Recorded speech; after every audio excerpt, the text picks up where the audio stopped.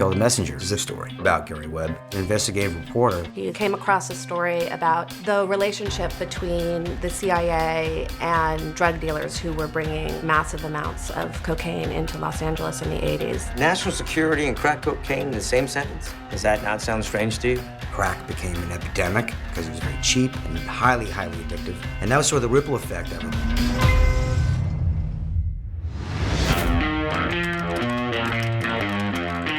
When Gary's story was released, the firestorm it ignited, the most important and the most emotionally charged was in the black community. Who's this? He's a reporter. Michael K. Williams is playing Ricky Ross, who was the largest dealer of crack cocaine in Los Angeles. I was buying 100 kilos a week, selling $3 million a day. Man, it was raining coke. I reached out to Rick. He and I had many conversations over the phone. It was important for me not to portray him as just a common street thug. There's a lot of elements to Rick that the public probably doesn't know. Grew up in South Central. When I started selling drugs, I did it to give me a jump start that I had no other way of getting. The area was poverty-stricken, little to no opportunities job-wise. Devastation has been twofold because one, we've had thousands of people that get addicted to the drug, and then we have thousands of more that wind up going to prison. I met Gary around 96 while I was in prison. Some of the worst time in my life. Life without the possibility of parole. I was never supposed to go home again.